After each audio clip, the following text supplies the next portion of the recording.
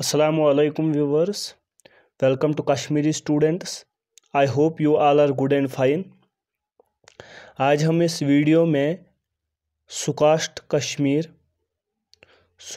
कश्मीर का 2021 के पेपर का एनालिसिस करेंगे, इन डेप्थ एनालिसिस।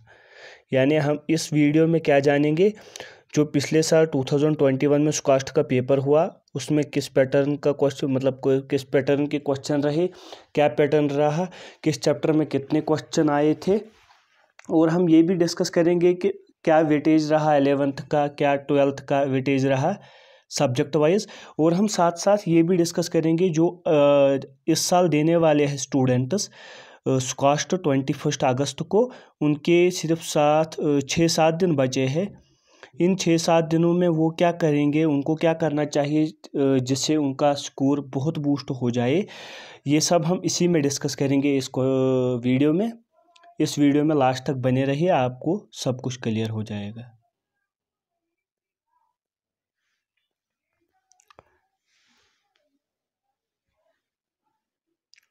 पहले हम सुकास्ट के पेपर का मतलब एनालिसिस करेंगे।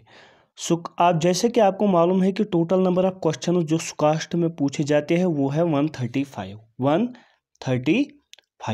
135 में से फिजिक्स में 45, फिजिक्स में 45, फिजिक्स में 45, केमिस्ट्री में 45 और बायोलॉजी में 45। इक्वल वेटेज है हर किसी सब्जेक्ट के। जैसे कि नीट में होते हैं बायोलॉजी में 90, यहाँ पर टोटल 135 होते हैं, 45 फ्रॉम ईच सब्जेक्ट। एक इम्पॉर्टेंट बात है कि इस सुकास्ट कश्मीर में नेगेटिव मार्किंग नहीं होती है, ये बात आपको याद रखना है। मतलब इसमें नेगेटिव मार्किंग नहीं होती है, इसका क्या मतलब है? इसका मतलब ये है कि आपको सारे क्वेश्चंस अटेम्प्ट करने हैं, ठीक है, उससे आपको फ़ायदा मिलेगा।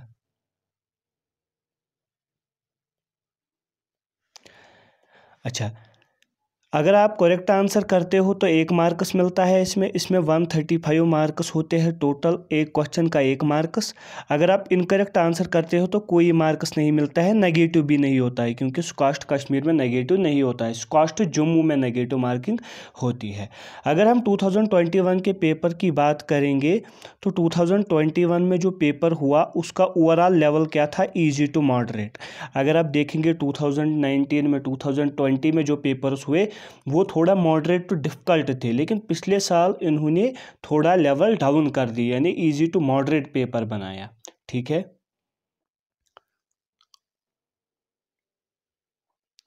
अब हम सब्जेक्ट वाइज एनालिसिस करेंगे।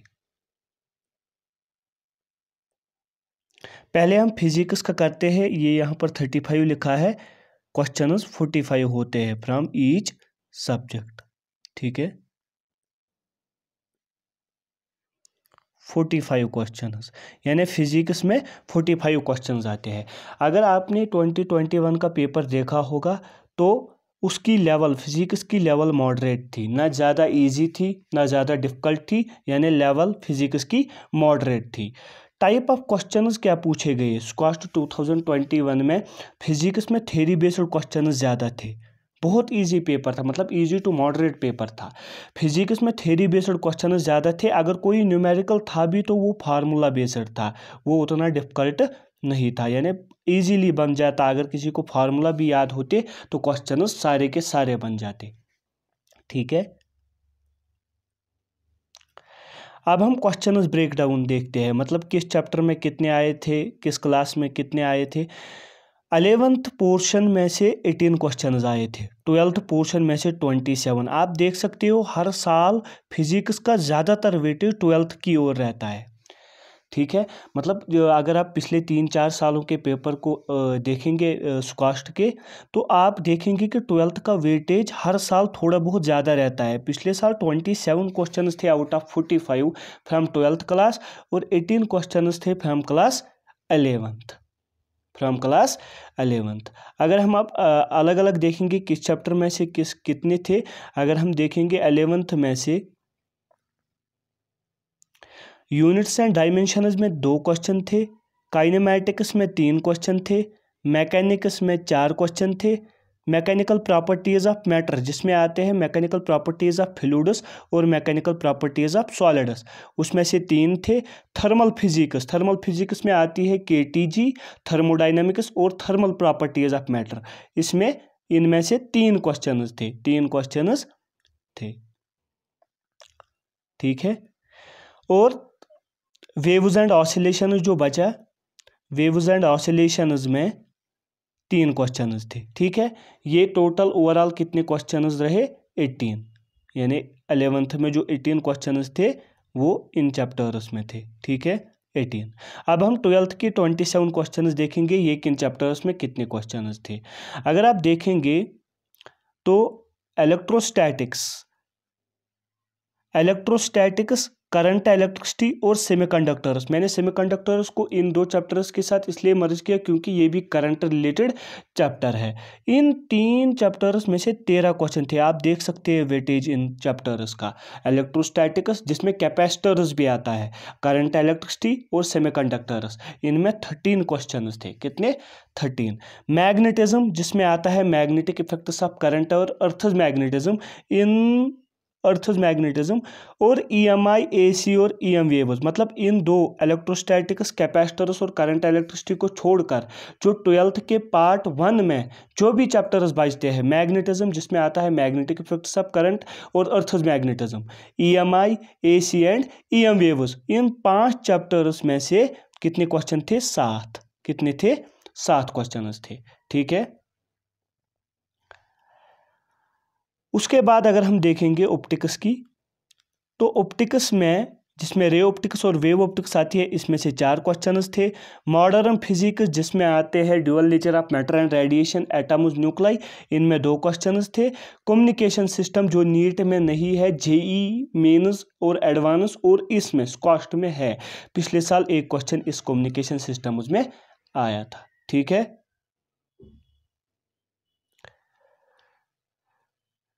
अगर हम आप बताओगे अब हमें क्या करना है, मतलब जिन स्टूडेंट्स को इस साल 21 को एग्ज़ाम है उनको फिजिक्स में क्या करना चाहिए।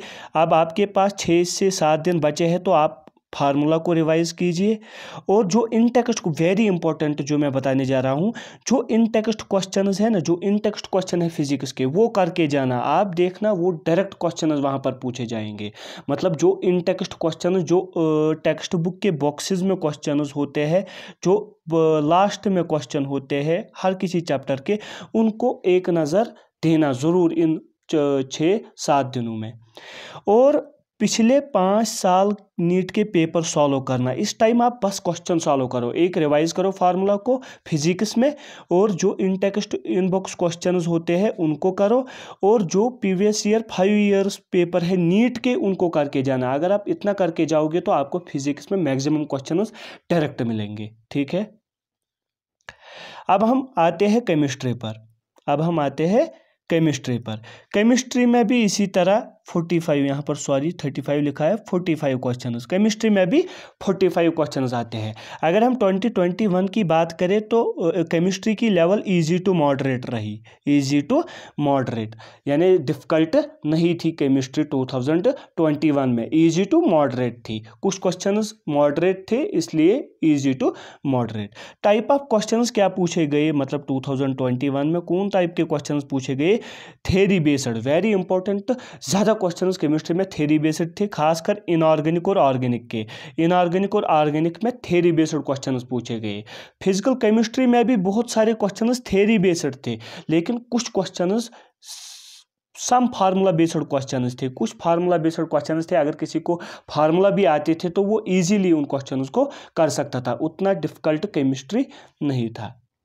अब हम क्वेश्चंस ब्रेक डाउन, किस चैप्टर में कितने आए थे, किस क्लास से कितने आए थे, किस पार्ट से कितने आए थे, ठीक है।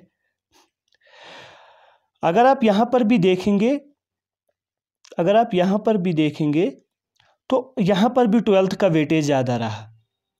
आप देख सकते हैं 26 क्वेश्चन 12th से पूछे गए, और सिर्फ 19 क्वेश्चन 11th से। यहाँ पर भी ओवरऑल 12th का वेटेज ज़्यादा रहा। आप चाहे बायोलॉजी हो, चाहे केमिस्ट्री हो, चाहे फिजिक्स हो, 12th के नंबर ऑफ क्वेश्चन 11th के रिलेटेड ज़्यादा होते हैं। लेकिन मतलब इसमें देखो 26, यहाँ पर 19, मतलब यहाँ से 26 क्वेश्चन पूछे गए, यहाँ से 19। अब हम ये देखेंगे किस चैप्टर से कितने पूछे गए, ठीक है। अब हम ये देखेंगे ओवरऑल इनऑर्गेनिक, ऑर्गेनिक और फिजिकल में। इधर मैं चैप्टर वाइज नहीं बताऊंगा, ये लेंथी वीडियो हो जाएगा, इसलिए मैं बताता हूँ। ऑर्गेनिक से 17 क्वेश्चन पूछे गए थे, इनऑर्गेनिक से 11 क्वेश्चन पूछे गए थे, फिजिकल से 17 क्वेश्चन पूछे गए। आप देख सकते हैं ऑर्गेनिक और फिजिकल का वेटेज पिछले साल ज़्यादा रहा। अब आपको क्या करना है ऑर्गेनिक में, ये इंपॉर्टेंट है। जो 21 अगस्त इस महीने को जाने वाले हैं एग्ज़ाम में, उन्हें क्या करना चाहिए।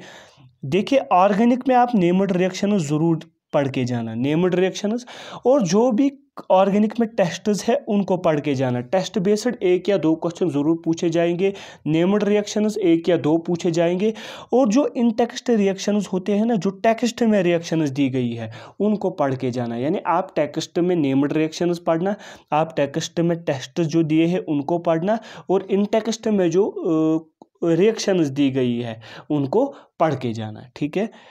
रही बात इनऑर्गेनिक की, इनऑर्गेनिक को आप सिर्फ एनसीईआरटी लाइन्स पढ़ना, डायरेक्ट आप एनसीईआरटी लाइन्स से क्वेश्चन देखेंगे इनऑर्गेनिक में, ठीक है। सिर्फ एनसीईआरटी को पढ़ना इनऑर्गेनिक के लिए। और रही फिजिकल की बात, 17 क्वेश्चंस आए थे, इसको आप फार्मूला रिवाइज करना। और मेनली आप फिजिकल के ग्राफ्स, जैसे स्टेट्स ऑफ मैटर में ग्राफ्स दिए गए हैं, स्ट्रक्चर ऑफ एटम में ग्राफ्स है, थर्मोडाइनेमिक्स में ग्राफ्स है, उन ग्राफ्स को करके जाना। और जो इन टेक्स्ट क्वेश्चंस है, इस फिजिकल में भी जो इन टेक्स्ट क्वेश्चंस है, इन टेक्स्ट क्वेश्चंस है, चाहे वो बॉक्स टाइप क्वेश्चंस हो या जो लास्ट में दिए जाते हैं चैप्टर के क्वेश्चन, उनको करके जाना। और अगर किसी के पास शॉर्ट नोट्स है तो उनको भी करना, मगर वो नीट बेस्ड होने चाहिए। और पिछले 5 साल के नीट के क्वेश्चन पेपर सॉल्व करके जाना फिजिकल के लिए, ठीक है। यानी ऑर्गेनिक में आप एनसीईआरटी से नेम्ड रिएक्शंस, टेस्ट्स और इनटेक्स्ट रिएक्शंस पढ़ना, इनऑर्गेनिक में सिर्फ एनसीईआरटी लाइन्स पढ़ना, फिजिकल में फार्मूला को रिवाइज करना, ग्राफ्स पढ़ के जाना, इनटेक्स्ट क्वेश्चंस करके जाना, और पिछले 5 साल के नीट के क्वेश्चंस करके जाना। इतना काफ़ी है फिजिकल के लिए, ठीक है। आई होप आपको अब तक समझ आया होगा। अब मैं आगे बढ़ता हूँ। अब हम बायोलॉजी की बात करते हैं। यहाँ पर भी 35 लिखा है, 45 क्वेश्चंस होते हैं बायोलॉजी में से। लेवल क्या थी 2021 में, इजी, बायोलॉजी बहुत इजी आई थी। टाइप ऑफ क्वेश्चंस क्या थे, फुल एनसीईआरटी बेस्ड, लगभग कोई क्वेश्चन एनसीईआरटी से बाहर नहीं था, लगभग 45 आउट ऑफ 45, मतलब पूरे 45 क्वेश्चंस एनसीईआरटी बेस्ड थे। अब मैं वो भी बताता कहाँ पर कितने क्वेश्चन पूछे गए किस चैप्टर से, वो डिटेल हो जाएगा। अब मैं यूनिट वाइज आपको बताता हूँ यहाँ पर क्वेश्चन ब्रेकडाउन। पहले आप ये जान लीजिए कि 26 12th बायोलॉजी से पूछे गए थे, 19 11th से। आप देख सकते हो चाहे बायोलॉजी हो, केमिस्ट्री हो, फिजिक्स हो, 12th के पोर्शन से ज़्यादा क्वेश्चन पूछे जा रहे हैं, 11th से कम पूछे जा रहे हैं। यहाँ पर भी देख सकते हैं बायोलॉजी में 26 12th से पूछे गए और 19 11th से, ठीक है। अब हम देखते हैं यूनिट वाइज। जो 11th का यूनिट है, पहला unit diversity in living world, 6 question इससे पूछे गए। Structural organisation in plants and animals, इस यूनिट से 4 क्वेश्चन पूछे गए।